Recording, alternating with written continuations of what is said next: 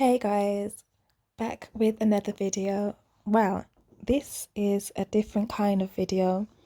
This is my first kind of documentary film review video, and I thought I would do this because this documentary, Our Father, came out on Netflix today in the UK.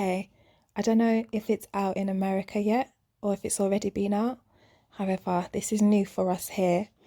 And oh my gosh, I had to do a review. I couldn't even finish the documentary because it was so disturbing. Oh, but I had to do a little review. So if you haven't watched it, please bear in mind that this is going to be a little bit of a spoiler. So if you want to click off now, maybe you should do that and then come back after you've watched it. Or maybe just Google the story and we'll go from there. So yeah, let's just get straight into it. Okay, so basically this is about a doctor, a fertility doctor who ran his own clinic, um, and basically he would see young women and their partners and talk them through, you know, fertility options, especially specifically if the male was having issues with their sperm count and unable to produce enough to create a child. Right, so what he would talk them through is different options, different ways that they could create a child, what they should try, etc. etc.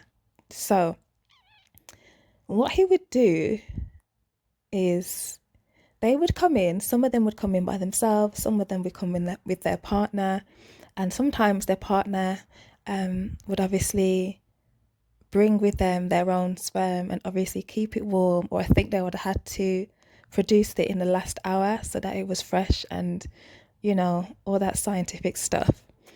So yeah, and then he was obviously the doctor performing the procedure. And so once the woman was on the table, she was in her, you know, the gown that you need to be in for the procedure. She'd be, you know, on the table, ready to have the sperm like injected into her. That's obviously what the procedure is. And obviously it'd be all surrounded on her, you know, the time of the month, you know, her egg count, ovulation, etc., etc. So what he would do just right before the procedure, he would leave the room and basically say he's just going to get the tools or get the syringe or whatever it was that they used, and then he'll be back to obviously insert it. So what he would do, he'd go out the room, he'd be like next door in like a cupboard or a spare room in his clinic, and he would literally ejaculate into a tube, and then he would take that tube back into the room and inject the woman with his sperm. Guys, ain't that disgusting? So this is going back to the 1980s when I think they found out that they started. And obviously it got exposed around 2015 and it made the news, you know. They tried to get him charged, they tried to hold him accountable for his actions.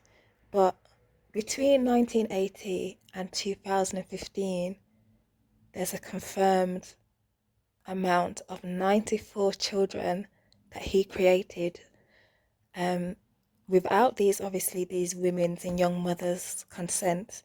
And they're all siblings. And they said that it's 94 and counting. Did you hear that, guys? 94 and counting. Ain't that crazy? I was so disgusted, I couldn't even finish the documentary. I had to just go straight online, straight to Google. Not Google, I don't use Google, I use Brave because they don't filter the results. Yeah, and I had to find out what happened because no, I could not watch anymore. And it's crazy because obviously they didn't find out when they were children. They found out around 2015, 2013 to 15. So by this time, they're in their 30s, they're in their 40s, 50s, they've got children of their own.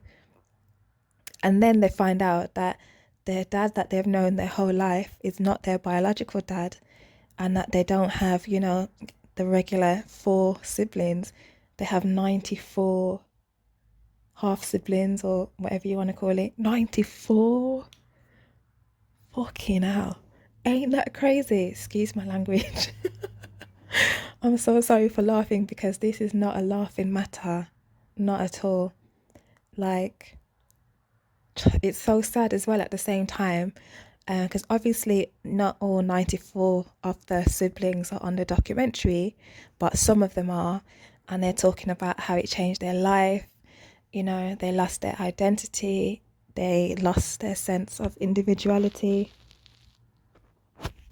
Yeah, it basically just changed their whole entire lives, because now they have to, dig into their history and find out who they really are, their medical history, their family tree, and, all the extended family. And of course, the big question is, what was the purpose of them being born? And obviously, in the documentary, and if you look into it online, they found that this specific doctor had ties to, um, I can't remember what the name of the church is.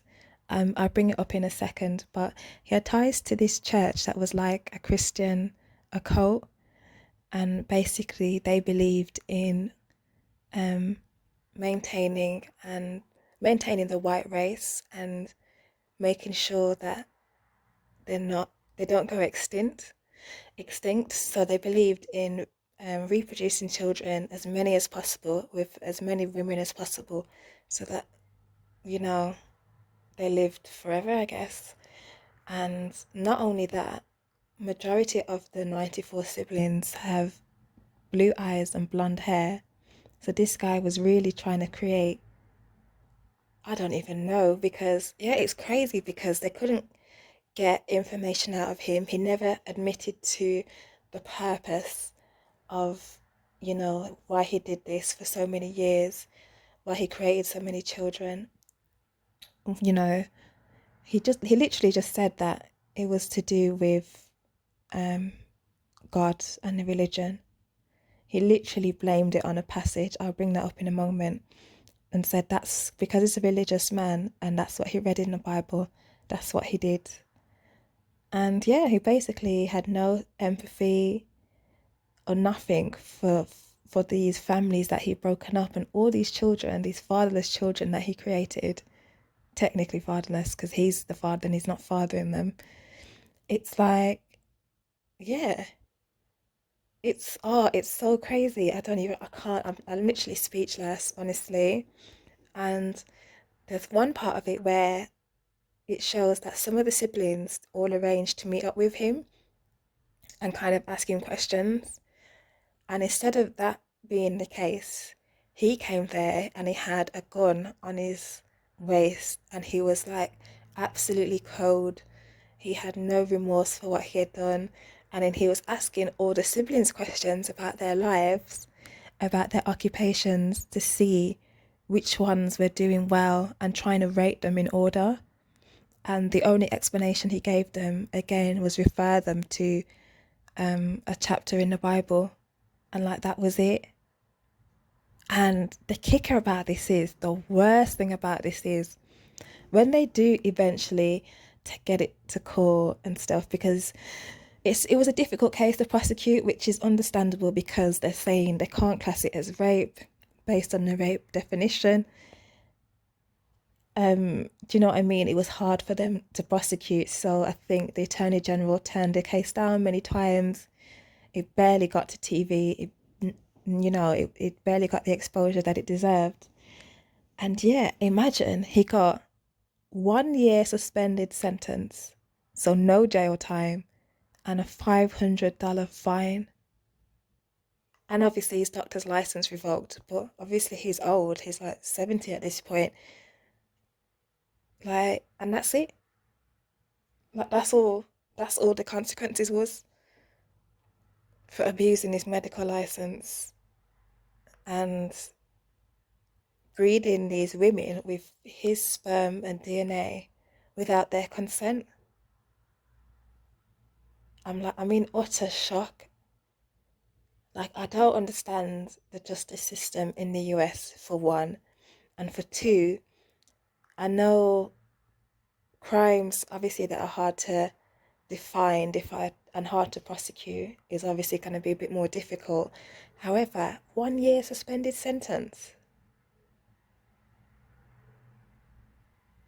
for no, I cannot. There's some of the children that came on, the siblings, they're all like really disturbed and broken, and so for all that damage, that emotional damage that they caused to not only the mothers but the siblings, and that's all his sentence was. He deserved to be shot. Not even shot, to be tortured or to be set alive, burned alive. Like, that is the punishment that fits that crime.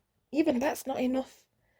For 94 siblings, that is crazy. That is crazy. I couldn't believe I was watching this in absolute disbelief. How can that happen and go on for so long? And apparently all his colleagues and his staff, they had no idea, because obviously he never told anybody about it. He never admitted to it. Whole time he was married as well and living with his wife at home.